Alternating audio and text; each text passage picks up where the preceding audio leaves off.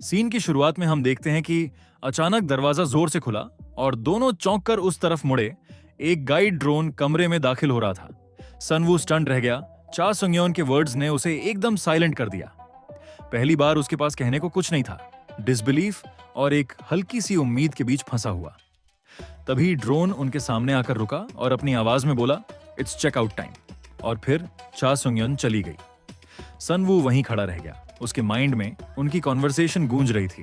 हर word, हर बात उसके दिमाग में घूम रही थी, जैसे सब उसे ट्रस्ट करने के लिए पुश कर रहे हों। वो फंसा हुआ था। यहाँ किसी पर पूरी तरह ट्रस्ट नहीं किया जा सकता था। लेकिन अब उसके सामने वो डिसीजन था जो या तो उसके परिवार को बचा सकता था या तबाह कर सकता था। वो उस प्रेशर का वेट महसूस कर रहा था। सीन अब फाइटिंग वार्ड्स रूम नंबर 10। 5 लोगों का कमरा में शिफ्ट हुआ, जहां सनवू के रूममेट्स जमा थे। हर फाइटर अपने गाइड के साथ खड़ा था और ओल्ड मैन एक बड़ी स्क्रीन पर प्राइज मनी रैंकिंग्स देख रहे थे। उन्होंने रूम में अनाउंस किया, पिछले राउंड में जीतने के बाद तुम सबकी रैंकिंग्स काफी ऊपर चली गई हैं। जैसे ही रैंकिंग्स स्क्रीन पर फ्लिकर हुई, ओल्ड मैन की नजर सनवू की रैंकिंग पर टिक गई। वो हल्का सा सिर हिलाते बोले, इवन सनवू आगे निकल आया, लेकिन उसकी इंजरीज ने प्राइज पूल में उसकी हालत खराब कर दी। पास खड़ी मिन्हो ने कहा, वो अब भी रिकवरी में है, राइट? पिछली फाइट तो ब्रूटल रही होगी। कोई भी वीआईपी इंजर्ड फाइटर पर बेट नहीं लगाएगा। तभी दरवाजा खुला और गाइड ड्रोन ने अनाउंस किया, player Sunwoo has return to fighting wards room number 10। Sunwoo अंदर आया, ड्रोन के पीछे पीछे, और सबकी नजरें उस पर टिक गईं। ओल्ड मैन ने सबसे पहले उसे ग्रीट किया, तुम्हारी हालत उम्मीद से बेहतर लग रही है। उनकी आवाज में हल्की सी राहत थी। सनवू ने कमरे में एक बिटर नजर डाली और धीरे से कहा, लगता है तुम सब फाइट्स में बिना एक खरोंच के निकल आए। उसके लहजे में डिसअपॉइंटमेंट था, जिससे ओल्ड मैन कंफ्यूजन में पड़ गए। तुम कहना क्या चाह रहे हो? सनवू की नजर अब भी जमीन पर टिकी थी। मेरी पिछली फाइट में बुरी तरह चोट लगी। तुम सब स्किल्ड, पावरफुल और डेंजरस फाइटर्स हो, और मुझे खुद पर शक हो रहा है कि क्या मैं तुम सबके सामने कमजोर हूं। उसकी आवाज फ्रस्ट्रेशन से कांप रही थी। हाथ मुट्ठी में कस गए थे। ओल्ड मैन और अमांडा ने एक दूसरे की तरफ देखा। सनवू की बॉडी में एक मिक्स था, एंगर और डिटर्मिनेशन का। चाहे जो हो, मुझे राउंड ऑफ 16 तक पहुंचना ही होगा। अगर नहीं पहुंचा तो मेरे फैमिली के लिए खतरा बढ़ जाएगा, उसने कहा। उसकी आवाज में डेस्परेशन साफ थी। वो ओल्ड मैन और अमांडा की तरफ मुड़ा। प्लीज हेल्प मी, मुझे स्ट्रॉन्गर बनना है। मैं कुछ भी करने को तैयार हूं।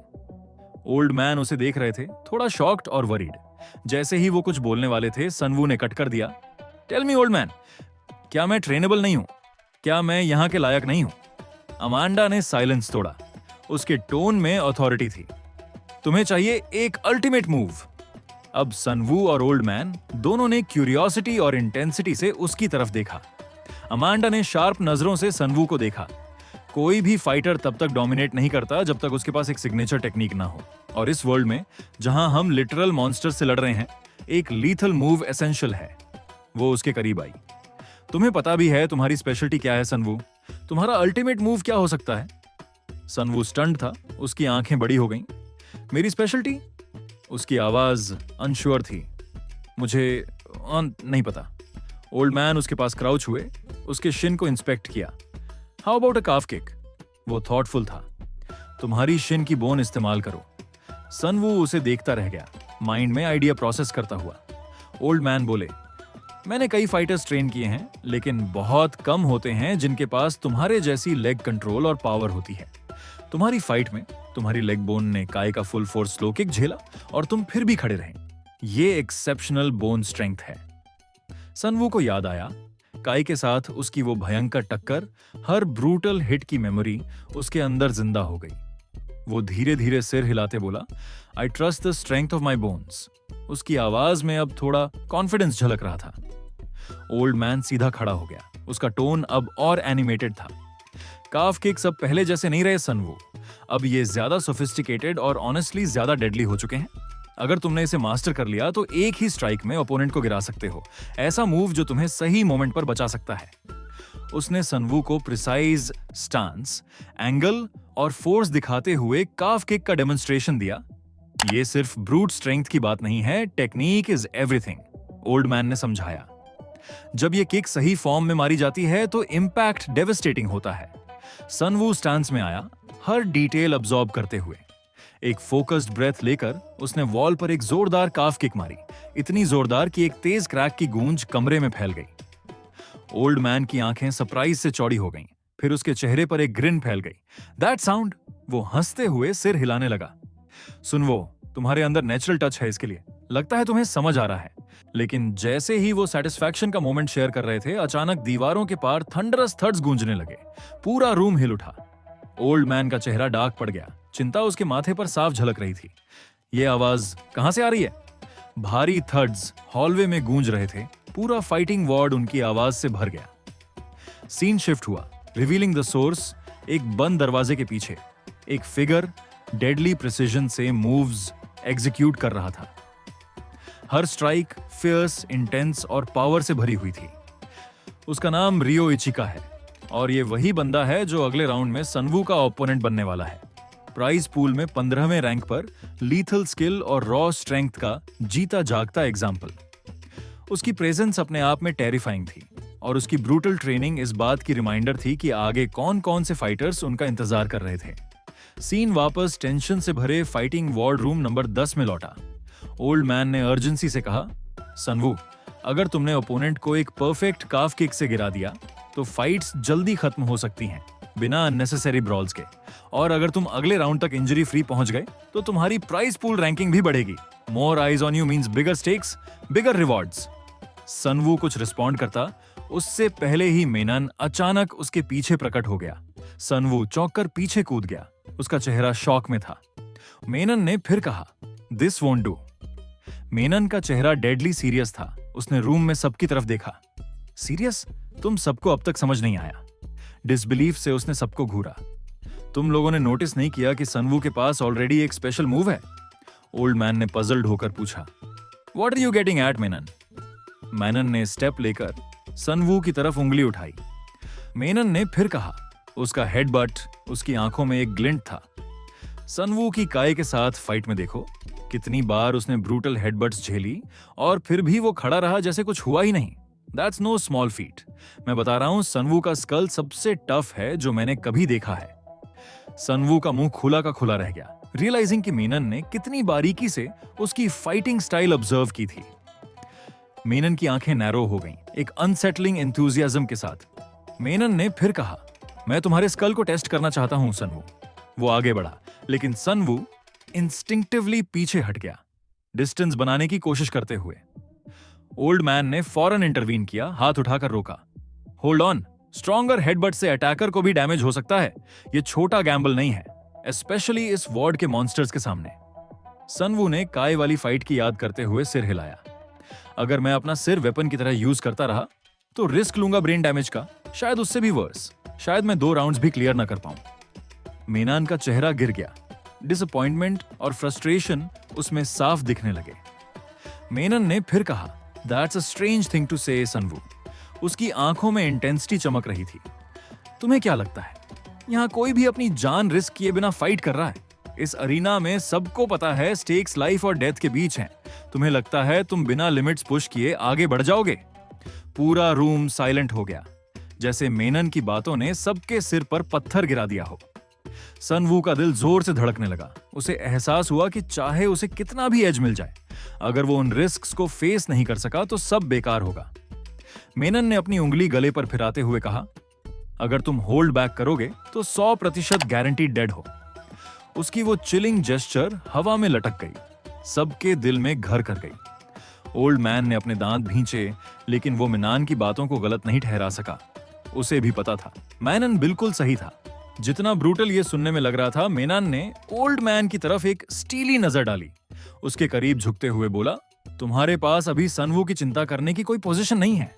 ओल्ड मैन चौंक गया, मेनन की बातों से साफ हिला हुआ। मेनन आगे बढ़ा, उसके चेहरे पर ग्रिम एक्सप्रेशन था। तुम्हारी टर्न अगले है ना? और तुम्हारा ओपोनेंट है हनमेंसू, रैंक 9। वो कोई ऐसा नहीं है जिसे तुम हल्के में ले सको। उसकी बात का वेट हवा में लटक गया और ओल्ड मैन के चेहरे पर एक हल्की चिंता की लहर दौड़ गई। सीन शिफ्ट होता है डिमली लिट कंट्रोल एरिया में, जहां फाइटिंग वार्ड का डायरेक्टर एक डिजिटल पैड पर हनमेंसू के स्टैट्स देख रहा था। इस लड़के का डोपिंग लेवल टेरिफाइंग है। डायरेक्टर ने बड़बड़ाते हुए डेटा स्क्रॉल किया।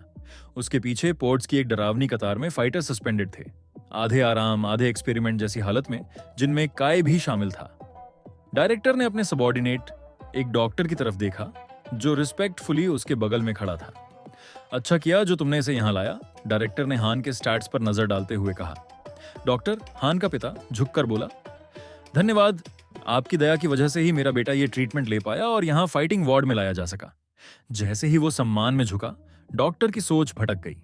वो याद करने लगा वो काली रात जिसने उसकी जिंदगी हमेशा के लिए बदल दी थी। उसे याद आया कैसे वो उस दिन भागते हुए घर पहुंचा था, अपने बेटे से देर के लिए माफी मांगते हुए, और फिर वो जम गया उस नजारे के सामने। हन जमीन पर गिरा पड़ा था, उसका कमजोर शरीर उठने की ताकत खो चुका था, हाथों और पैरों की मसल्स पूरी तरह से गल चुकी थीं, एक रेयर डिजेनरेटिव डिजीज से बर्बाद। डैड, हन ने धीरे से फुसफुसाया ऊपर देखते हुए, मैं गिर गया, उठ नहीं पा रहा, मदद करो। डॉक्टर के अंदर हेल्पलेसनेस की एक लहर दौड़ गई, आंखों में आंसू भर आए जब वो घुटनों के बल अपने बेटे के पास बैठ गया। एक डॉक्टर होने के नाते उसने हमेशा दूसरों को बचाया था, लेकिन अपने ही बेटे के लिए वो कुछ नहीं कर सका।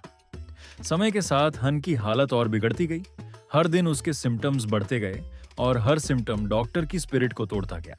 जब सारी उम्मीदें टूट गई थीं, तभी एक मिस्टीरियस मैसेज आया, एक अनजान आदमी से, जिसने खुद को फाइटिंग वार्ड का डायरेक्टर बताया था। डॉक्टर के पास कोई रास्ता नहीं बचा था, इसलिए उसने शक को पीछे धकेल दिया और उस एड्रेस पर पहुंच गया।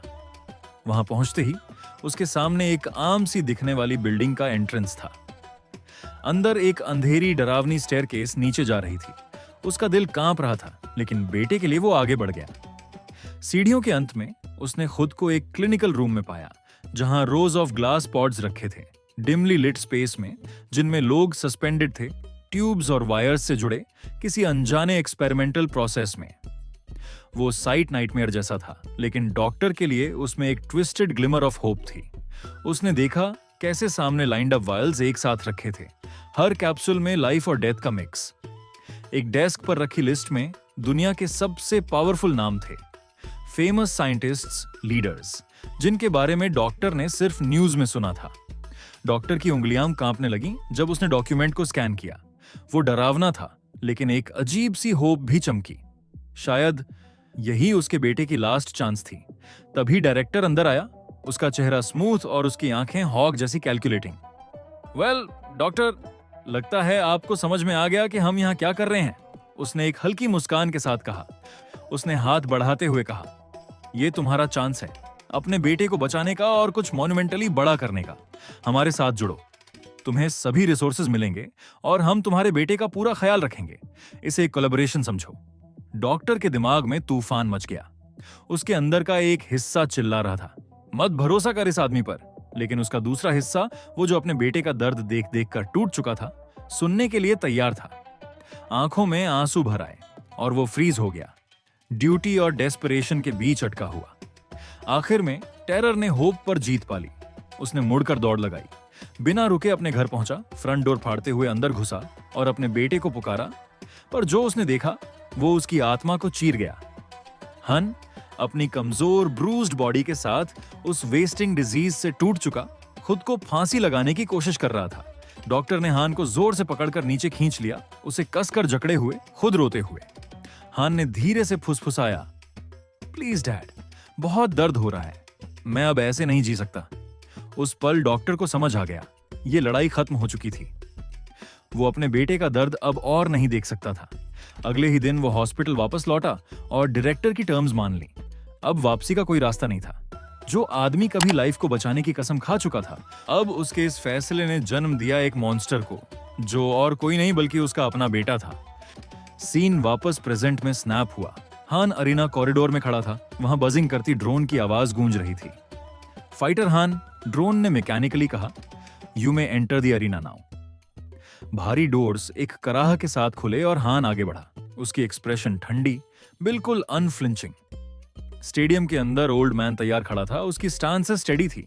ड्रोन की आवाज अरीना में गूंजी, match between old man rank 22 and Han rank 9 begins now.